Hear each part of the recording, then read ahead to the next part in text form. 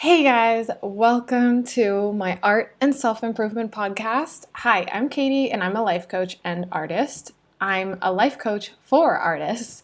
I help artists stop procrastinating on their art, create the art that they've been dying to make, and massively improve their mindset so that they can create the life of their art dreams. I struggled with anxiety, depression, self-loathing, so much self-sabotaging behaviors, and this is my update on how I'm improving my mindset and my life one podcast at a time. Okay, today's topic I think is really funny because I'm going to kind of debunk something that sounds so logical. For our unaware brain, it's like, yeah, this makes total sense and we're going to completely work in this way when it's actually so unhelpful and it makes things just so shitty for us in general. So, anyway, that was Plume, my cat. So, I've been working away week by week, and I'm thinking to myself, like, shit, I didn't follow my calendar there. I wasn't on time here. Ugh, I'm so disorganized. I changed my schedule on this day. I'm never supposed to do that, so damn it. I'm such a mess. I didn't do that correctly.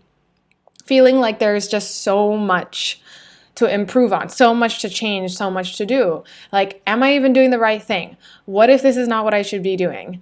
And my clients come to me with really similar things like, I wasn't consistent. I didn't do what I said I was going to do. I didn't follow through. I'm a procrastinator. And there's just so much shame tied to these statements. Like kind of like feeling like we're doing all the wrong things. And then the end, where this imaginary place that we think is like a place where we finally feel okay. We finally feel like we're in a groove. We finally feel like, I don't know, like we are doing the right things. Like that end place is really far away, or it's just like I have no idea how to get there. It's kind of like really nebulous and like nowhere in sight. It makes total sense though, right? Like that this is what we're doing. Logically, we're looking for things that we're doing wrong so that then we can correct it. And then therefore, we will have more things that are right in our life, right? Right? So logical. But honestly, truly, it is not helpful. Most of us, we keep thinking that when we change our outside world or our actions, like we do everything on time, we never touch video games or YouTube or Instagram, that we meet every single deadline, that we're never late to anything, that's when we'll change our thinking about ourselves. That's when we're no longer a procrastinator or inconsistent or unmotivated or disorganized, etc. Fill in the blanks. But it literally works the opposite. If we are in a habit of looking for what is wrong in us, our life, or in our actions, and making it mean something about our identity, what do you think we're going to get more of? I used to do this so much with art. I would try to draw something, and in the slightest bit of the drawing not going very well, I would immediately think, I don't know what I'm doing something wrong. And so then I would end up watching so many tutorials and artist processes and speed paintings, and then I would get super overwhelmed with which kind of process to do, like what's the right one to do. I just didn't let myself trust my own intuition. And then I would also like paint sometimes with, an artist's style in mind, because whatever they're doing is right? And then whatever I'm doing is wrong. And, if it wasn't going well, it just kept reinforcing that I'm doing something wrong, which of course it is. If I'm trying to be another artist, if I'm being kind of out of integrity with myself, with what I really want to do. So this led me to keep changing styles, keep changing processes, keep changing brushes, keep changing mediums, keep watching tons of tutorials. And it was very frustrating. And that same kind of like end place where, we're looking for where we finally feel like at home with our work, it again just felt like nowhere in sight, or I had no idea how to get there, or I just kept hoping that one day I'll do the right thing and I'll finally feel at home. It's kind of sneaky because I thought I was experimenting. I thought I was fixing problems, and it also felt really productive to passively learn and buy new art supplies while pretty much just having this underlying feeling of something is missing the entire time. I thought what was missing was something that I was doing. And once I find that right thing, like I said, that's when I'll find that end place, right? Of like finally feeling good, finally in a groove, and I can just enjoy. So here's why it's like actually counterproductive, and then why it's so important to own what is right in this moment, right now, in everything that you've been doing. Okay, this is going to seem like such a left turn, but stick with me. So I noticed 2 weeks ago that I was seeing a lot of those angel numbers, what people call angel numbers every day, like 1111, triple digits, quadruple digits, like, all that kind of stuff, right? And in law of attraction, manifestation type teaching, that's supposed to mean that the universe is sending you signs, good signs usually. Those of you who are really logical and don't believe in this stuff, like, hear me out. Like, I'm going to talk about it with some science. So I believe that magic or anything seemingly kind of supernatural, right? Like the whole idea of law of attraction and manifestation, I see it as just science that hasn't been explained yet. And so when I was thinking about the science behind why I started to see these numbers everywhere, to me, that's proof that it's my reticular activating system at work. Okay, so what's the reticular activating system? This is the part of the brain that filters information for you. If you absorbed every single sensory information in your environment, your head would literally explode.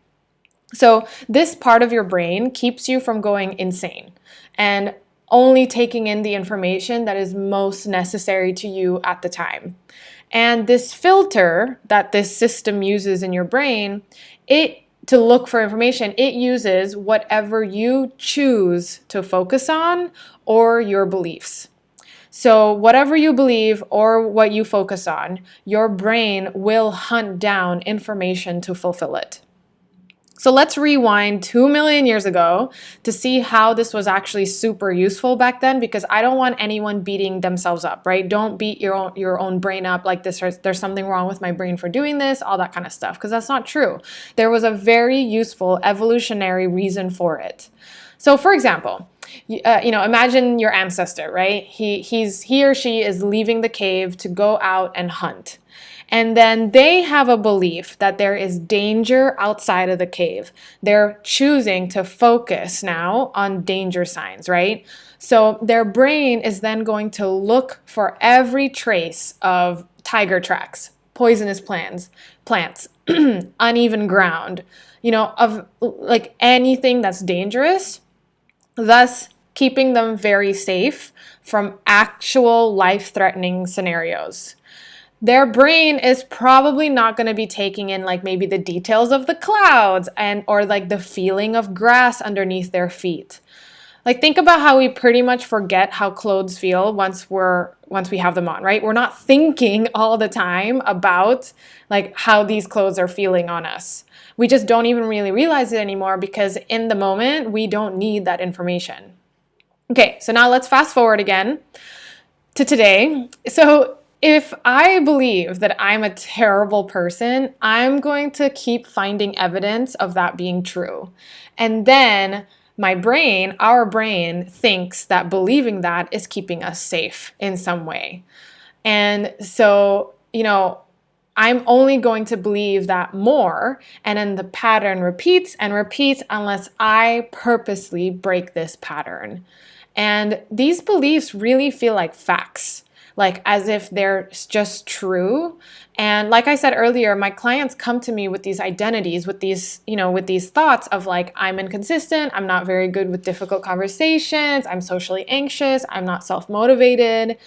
And they're reporting it as if they're just reporting the news, right? As if it's just a fact in the world. But then I'm like, well, you were consistent enough to graduate college. You had the conversation anyway. You left the house and went to that dinner. You were motivated enough to get on the phone with me. Just like my brain, my clients' brains thinks that if we point out how inconsistent, socially anxious, unmotivated, cowardly we are, or the actions that make these identities true, right? The evidence of why these identities are true, that we will change. It, again, makes sense. We point out what is wrong with us so that then we will correct it. Unfortunately, that doesn't really do anything because your brain doesn't want to change. It wants to seek pleasure, avoid pain, and conserve energy. You're the one that's going to have to use your higher brain and change on purpose. Your default brain will not do that. And to consciously start seeing other evidence. We cannot solve the problem that with the brain that created the problem. It just wouldn't work, right? So that is how a coach is really helpful too, is because we are outside of the problem. We are another perspective. So with my clients, what we're doing is we're chipping and chipping and chipping away at that identity that their brain wants to hold on so tightly to. Even if it's a painful identity, the brain wants to hold on to it. It's much more comfortable than the unknown, even if it feels better. It's the cave, right? So actually, if I want more things right in my life, instead of focusing on what I'm doing wrong, I want to focus and I need to focus on what I'm already doing right. Once I started to let myself believe that, it was like, whoa, look at all the freaking work that I've actually done. Look at what, this body of work that I've created in my life and even in just the last month. I've been thinking that I wasn't doing enough, right? And then that's what I was focusing on, not enough. And I ended up just proving that true by, looking at just recreating action patterns, And what I wasn't doing was focus on what I was doing right and then building on that. When I started to do that with my art last year and just totally trusted myself with my work, that whatever style that came out of my hand is mine, that I'm just going to follow what feels good, what actually ends up working for me, rather than after I do this correctly or do that correctly or do that right. After that, it's like my work improved like crazy. It was like a huge door opened for me when it came to my art. It improved so much. And so I don't think the answer is to never look for ways to improve. But when we criticize and make it something mean really painful about ourselves, it's super, super, super unuseful. My coach has been drilling that into my ear that I was using my schedule against me. It was like my schedule was a prison, and I feel like I finally get it. Sometimes you just need to hear something in a different way or in the right time, and then all the self-coaching work that I did also, right? The work that I do outside of our coaching has helped me kind of shift in this area of my life. And, kind of seeing my schedule more as it's there to support me. It's not a reason to punish myself with, right? I was really punishing myself for minute being starting on something 5 minutes later than I meant to, than it said on my calendar, for example, or working on something later or whatever, or really beating myself up if I didn't finish something on time, and then just using it as more evidence of how I'm not doing enough, of how I am not right, how I'm doing things wrong. So there is absolutely nothing wrong with you where you are now. Think about an identity that you're really believing that feels really crappy. What if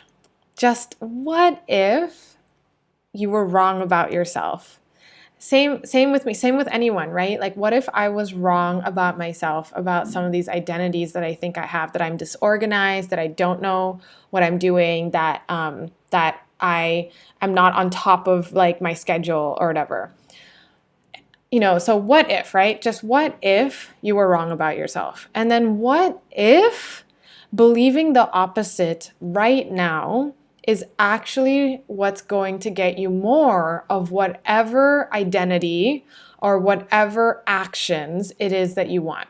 More consistency, more motivation, more confidence, etc. So you can really let go of the shame of whatever it is that you think you're not doing or being enough of.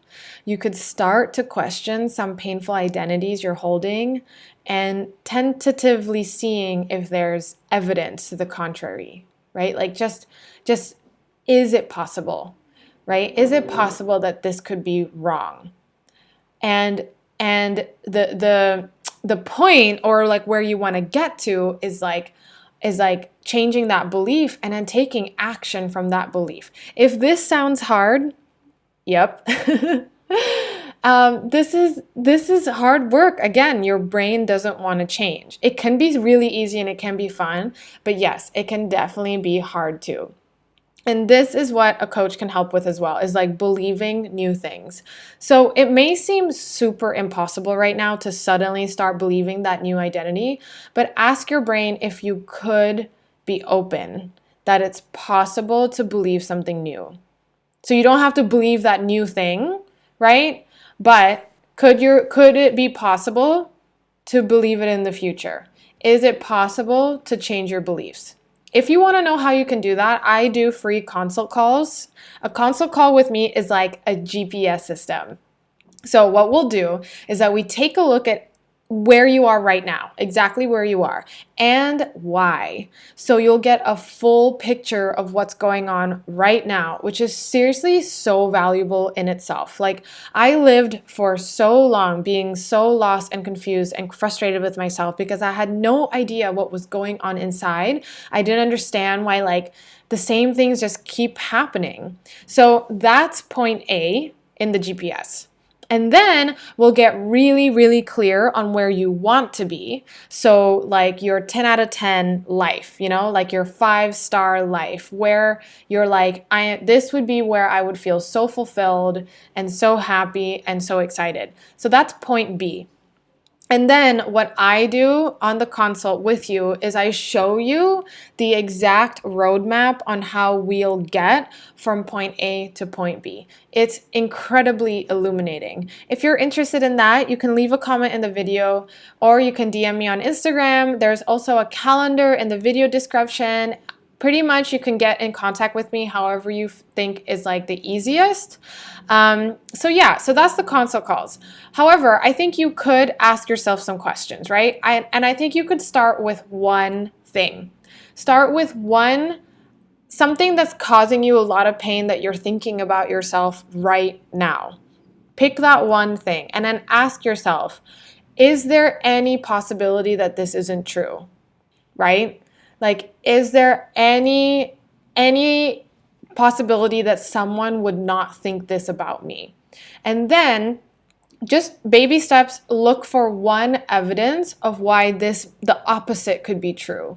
Just let your brain kind of like taste it, you know, just get a taste that like it's possible that it's not true. And then get a taste of what it would be like even if everything in your life is the same, even if you yourself didn't change at all, right? But like get a taste of how you would feel differently and then how you would act differently if you had the other belief instead. Just getting a taste of that. Okay, awesome guys. Thank you so much for listening and I'll talk to you next week.